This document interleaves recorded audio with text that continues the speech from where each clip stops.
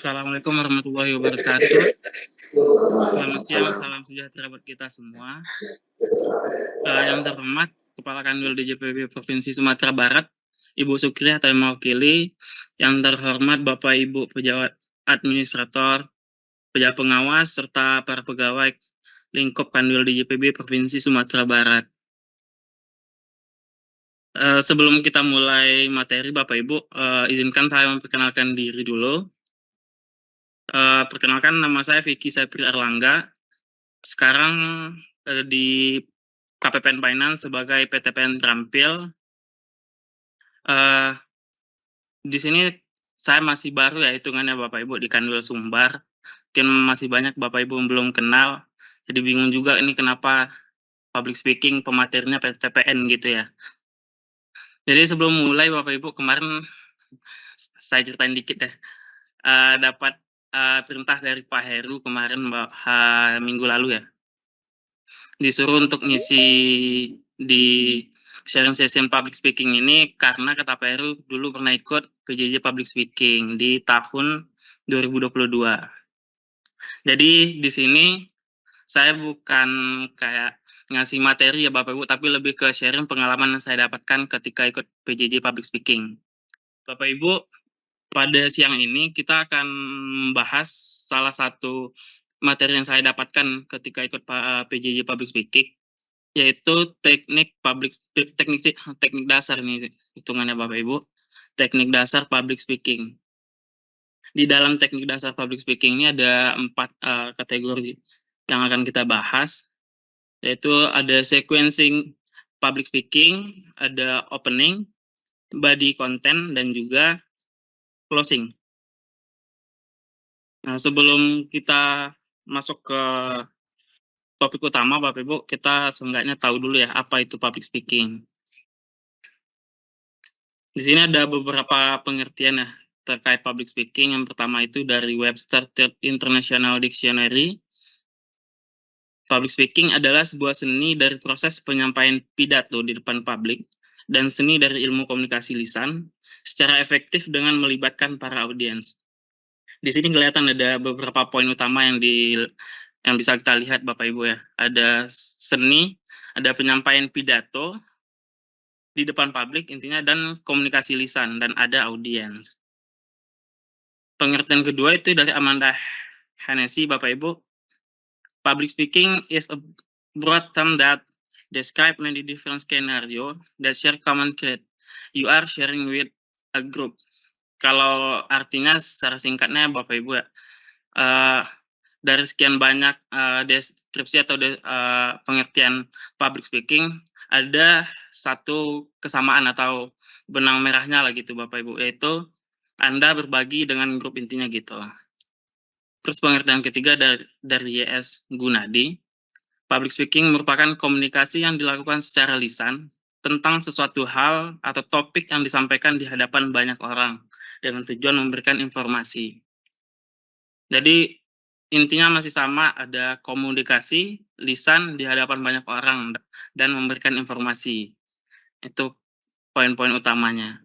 Jadi dari sekian pengertian tadi Bapak Ibu dapat kita simpulkan bahwa public speaking ini sebuah proses tindakan komunikasi yang dilakukan secara lisan untuk menyampaikan ide, gagasan, dan pesan, untuk memberikan informasi, mempengaruhi, menghibur, dan dilakukan di depan audiens dengan metode dan struktur tertentu. Mungkin Bapak Ibu atau teman-teman sekalian banyak yang lebih pengalaman sebenarnya dari saya ya, terkait public speaking ini. Kita insan Kemenku ya, pasti udah pernah nyobain apapun bentuk public speaking ini.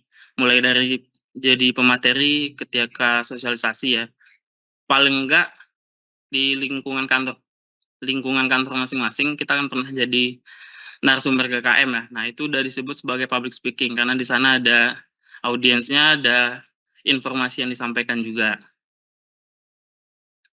Nah, masuk kita ke materi utamanya, yaitu teknik dasar public speaking. Yang ada 4 materi utama yang akan disampaikan, yaitu sequencing public speaking atau urutan dalam public speaking itu. Terus ada opening, body content, dan closing. Di dalam sequencing public speaking ini ada 3 urutan pasti ada, yaitu adanya opening, body content, dan closing, Bapak Ibu. Kalau kita lihat dari persentase waktu yang diperlukan, idealnya Bapak Ibu untuk opening itu, yaitu 10% dari total waktu yang diberikan kepada kita. Di body content itu ada 80%, dan untuk closing itu cukup 10% juga. Kalau kita lihat dari intensitinya, dari opening sampai closing itu harusnya naik terus Bapak Ibu. Enggak cuma naik waktu body content tapi di closingnya turun, enggak. Tapi diusahakan naik sampai closing. Struktur pertama dari public speaking itu yaitu opening. Yang ada mempunyai bobot 10%. Ini merupakan titik krusial pertama Bapak Ibu dalam pelaksanaan public speaking, yaitu di dalam 10% pertama ini Bapak Ibu harus memikat dalam hal ini adalah Bapak Ibu bisa menarik perhatian dari audiens. Di sini titik krusial karena Bapak Ibu harus menentukan apakah Bapak Ibu bakal dilirik atau diperhatikan oleh para audiens. Jadi di dalam 10% pertama ini benar-benar harus memikat Bapak Ibu. Di dalam opening ini sendiri ada 6 hal yang harus ada. Yang pertama adalah salam. Ini salam seperti biasa Bapak Ibu. Sudah kita lakukan semua, seperti Assalamualaikum, selamat siang, salam kebajikan, dan sebagainya. Setelah mengucapkan salam, dilanjutkan dengan perkenalkan diri. Di sini kalau kita pernah ikut seminar atau apapun bentuknya Bapak Ibu, pasti kita sering melihat ada di dalam slide para narasumber itu memperkenalkan dirinya masing-masing. Di sana mereka sering menyebutkan pengalamannya, pendidikannya.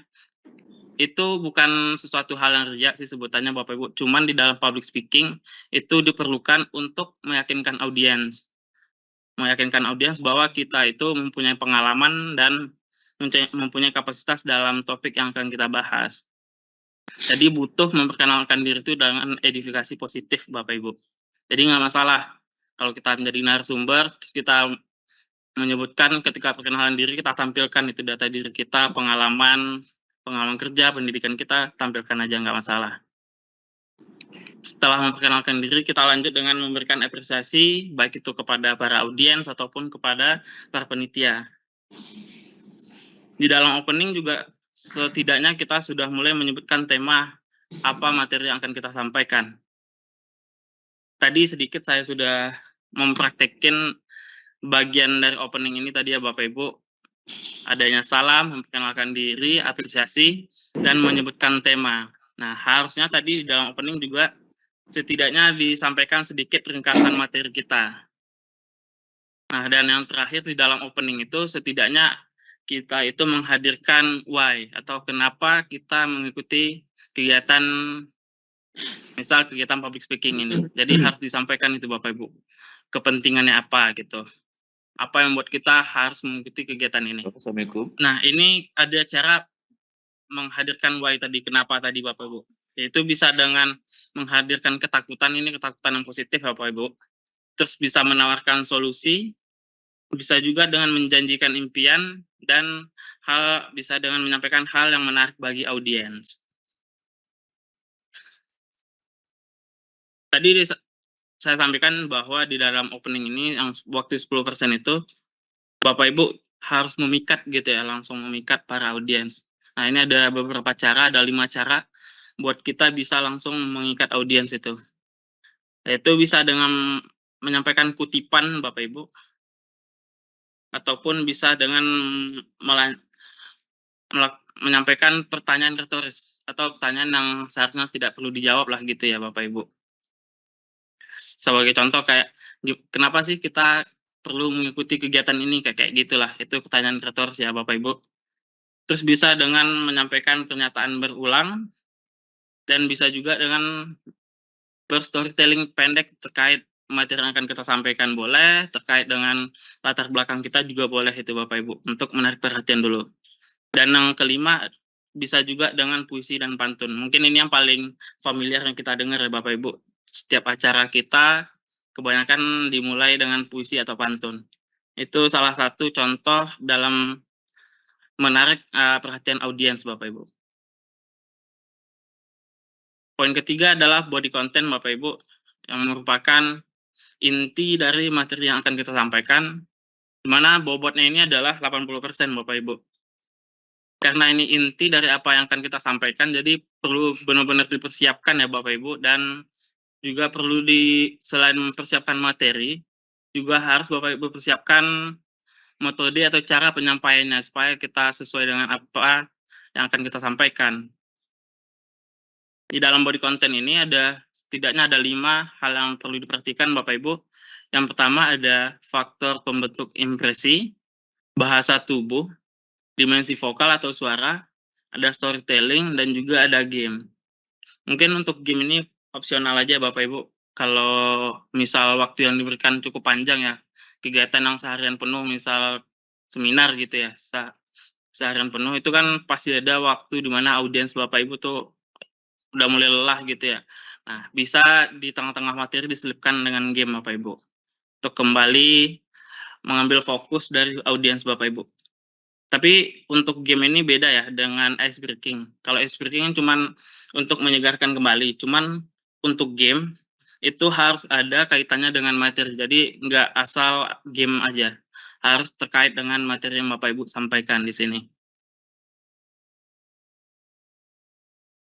Untuk faktor pembentuk impresi, menurut Prof. Merhabian ini, ada 3 hal yang perlu diperhatikan Bapak Ibu, yaitu verbal atau kata-kata yang kita ucapkan, ada paraverbal, itu terkait dengan nada, tinggi rendahnya suara kita, dan yang ketiga ada nonverbal atau body language Bapak Ibu.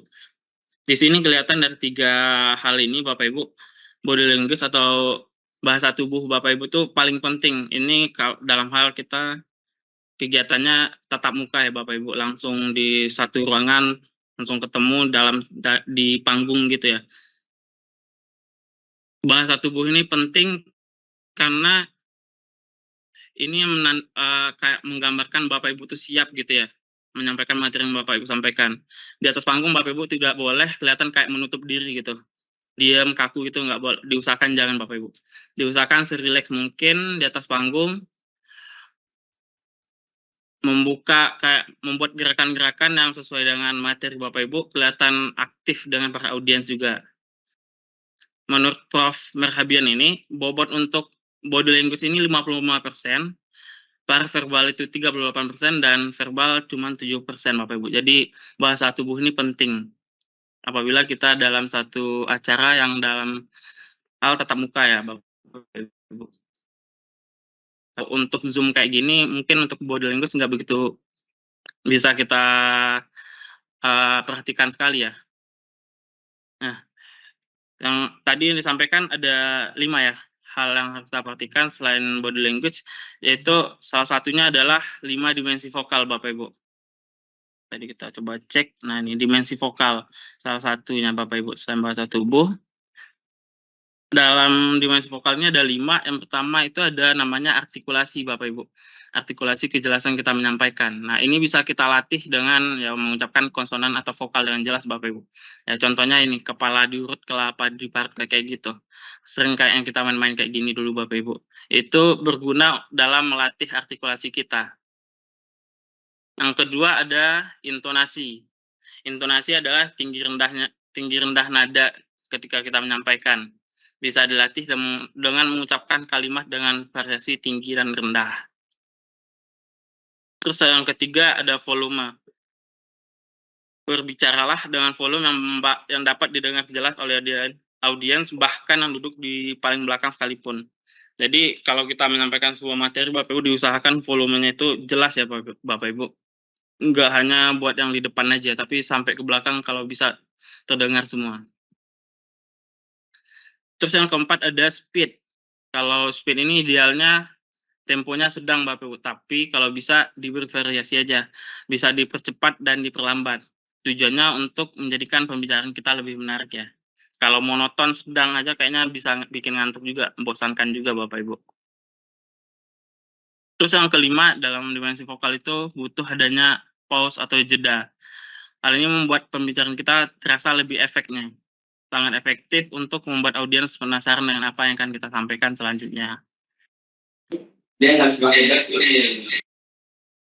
Nah, yang selanjutnya, bahasa tubuh dasar yang tadi saya sebutkan, body language itu nilainya paling tinggi ya Bapak Ibu. Bahasa tubuh dasar itu kalau bisa dengan melakukan gerakan dan isyarat Bapak Ibu. Bisa menggunakan teknik notes namanya. Netral, open, define, and strong. Open itu maksudnya membuat gerakan yang kayaknya kita terbuka gitu Bapak Ibu dengan audiens, nggak tertutup. Jadi para audiens Bapak Ibu juga senang melihatnya dan bisa mengikuti apa yang Bapak Ibu sampaikan sepanjang acara. Dan selanjutnya itu ada ekspresi wajah. Ekspresi wajah yang tepat dan memikat adalah cara berkomunikasi yang dahsyat. Ya intinya selama menyampaikan ya diusahakan Bapak Ibu ekspresinya jangan cemberut lah intinya. Diusahakan mengeluarkan ekspresi yang menarik bagi para audiens Bapak Ibu. Terus pergerakan panggung. Nah, untuk kita yang menyampaikan materi di atas panggung ya Bapak Ibu, anggap podium itu adalah dunia Bapak Ibu sendiri. Isi ruang yang ada tersebut senyaman mungkin lah Bapak Ibu. Jangan terpaku di satu titik intinya. Apalagi kalau kita sempat menjadi narasumber di satu acara yang panggungnya luas ya Bapak Ibu. Sebisa mungkin kita kuasai panggungnya. Nah, yang komponen selanjutnya adalah storytelling ya Bapak Ibu. Fungsinya untuk menguatkan pesan, sehingga kalau bisa storytelling yang Bapak Ibu sampaikan di dalam materi itu tidak berdiri sendiri storytellingnya, tapi harus berhubungan dengan tema apa yang Bapak Ibu sampaikan. Nah, dalam membuat story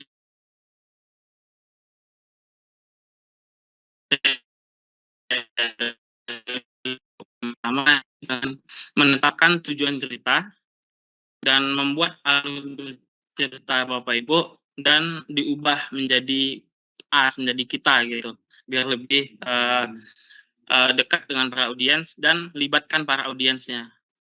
Itu teknik membuat cerita. Yang kelima di dalam body content, Bapak Ibu kalau misalkan yang diberikan panjang misalkan itu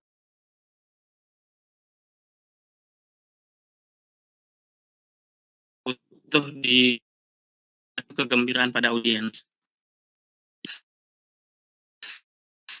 Nah, misalkan materi yang Bapak Ibu sampaikan tidak boleh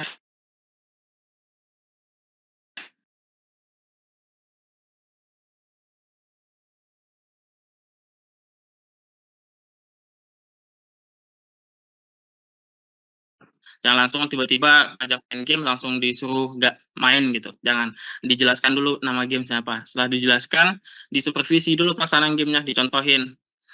Jangan langsung ditunjuk main game ini tapi nggak dikasih tahu cara main gamenya gimana. Harus disupervisi dulu. Setelah itu dimainkan gamenya itu, habis itu diambil hikmahnya dari gamenya Bapak Ibu. Jadi butuh ya di setiap game yang kita laksanakan itu diambil hikmahnya. Hikmahnya itu gimana cara ngambilnya? Bisa dengan menentukan tujuan dulu, tujuan dari gamenya, terus ajukan pertanyaan terbuka. Setelah menyampaikan ajukan pertanyaan terbuka, lanjutkan dengan mengajukan pertanyaan yang terarah Bapak Ibu. Setelah itu gali jawaban yang sejalan dengan tujuan awal tadi. Nah, selanjutnya kaitkan dengan materi training atau materi yang Bapak Ibu sampaikan. Nah, dalam bermain game ini perlu Bapak Ibu hindarin, tadi saya jelaskan ya. Jangan sampai Bapak Ibu mengabaikan pendapat para audiens ketika main game ya. Bisa jadi para audiens itu mempunyai ide yang lebih, karena udah mengetahui gamenya terlebih dahulu ya, mana tahu bisa memberikan masukan supaya gamenya bisa berjalan lebih baik. Tuh, jadi jangan diabaikan audiens Bapak Ibu. Yang perlu dihindari juga yaitu permainan dan pelibatan audiens yang tidak ada hikmahnya. Yang tadi dijelaskan, nah, kalau sebisa mungkin game yang Bapak Ibu mainkan itu berhubungan dengan apa yang Bapak Ibu sampaikan. Dan yang ketiga yang harus dihindari adalah mengambil hikmah yang tidak ada hubungannya dengan materi yang Bapak Ibu sampaikan. Nah, kita ke tahap terakhir Bapak Ibu, yaitu closing. Closing ini titik krusial kedua atau terakhir dalam penyampaian dalam sebuah public speaking Bapak Ibu. Setelah tadi di opening, Bapak Ibu harus memikat ya supaya para audiens memperhatikan Bapak Ibu semua. Nah, di closing Bapak Ibu juga perlu dengan waktu yang singkat dan bobot cuma 10%, Bapak Ibu tuh harus berkesan dengan para audiens. Kesan ya supaya materinya Bapak Ibu sampaikan nyampe atau teringat sama audiens Bapak Ibu. Nggak cuma lewat aja gitu setelah kegiatan yang Bapak Ibu lakukan selesai, udah materinya hilang gitu, jangan. Diusahakan di waktu closing ini Bapak Ibu benar-benar memberikan kesan yang baik bagi para audiens. Caranya itu dengan melakukan 3R Bapak Ibu, yaitu review, ringkas, dan resapkan.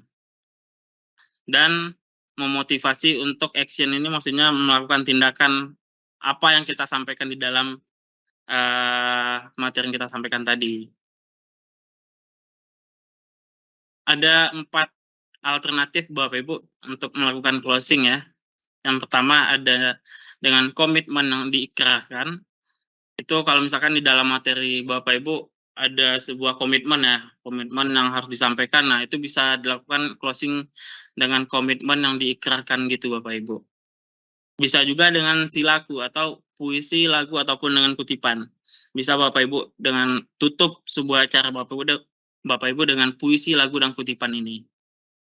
Selain itu bisa juga dengan pernyataan berulang. Ini tujuannya untuk menanamkan pesan apa yang akan Bapak Ibu benar-benar sampaikan kepada audiens.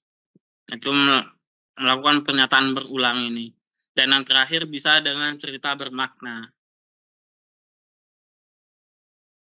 Tadi dijelaskan sebisa mungkin berkesan ya, closing Bapak Ibu. Nah, closing yang berkesan itu kalau bisa ditutup dengan closing yang elegan juga Bapak Ibu. Setelah menyampaikan pesan terakhir tadi, ditutup dengan elegan. Caranya yaitu dengan tanamkan pesan utama tadi, call to action tadi, dan naikkan energi, kemudian undur diri. Jadi sesuai yang disampaikan di awal, untuk intensitas public speaking Bapak Ibu, dari awal sampai akhir diusahakan tuh naik terus. Nggak naik sampai ke body content doang, terus closing langsung turun, enggak. Diusahakan naik sampai Bapak Ibu undur diri. Mungkin itu Bapak Ibu yang dapat saya sampaikan. Ada 3 poin utama ya tadi disampaikan di dalam dalam materi ini, teknik dasar public speaking, yaitu adanya opening 10%. Di dalam opening ini Bapak Ibu harus benar-benar memikat supaya para audiens langsung ngeh sama Ibu, langsung memperhatikan Bapak Ibu. Dan kedua ada body content yang porsinya 80%, namanya ini inti dari materi yang akan Bapak Ibu sampaikan, jadi perlu dipersiapkan materinya dan juga bentuk penyampaian materi Bapak Ibu. Dan ketiga itu adanya closing yang bobotnya juga 10%. Dan di sini Bapak Ibu harus berkesan supaya materi yang Bapak Ibu sampaikan teringat dan menempel di para audiens Bapak Ibu semua. Mungkin itu yang dapat saya sampaikan Bapak Ibu. Nah, karena tadi yang saya jelaskan ya, saya di sini bukan sebagai pemateri ya Bapak Ibu, lebih ke sharing session, berbagi ilmu yang saya dapatkan ketika ikut public speaking, PJJ public speaking. Jadi setelah ini kalau misalkan ada pertanyaan atau apapun, kita lebih ke diskusi aja ya Bapak Ibu. Mungkin ada teman-teman dari KPPN lain yang lebih ahli misalnya, lebih expert dari saya, bisa bantu jawab nanti. Mungkin itu Bapak Ibu. Terima kasih atas perhatiannya. Assalamualaikum warahmatullahi wabarakatuh.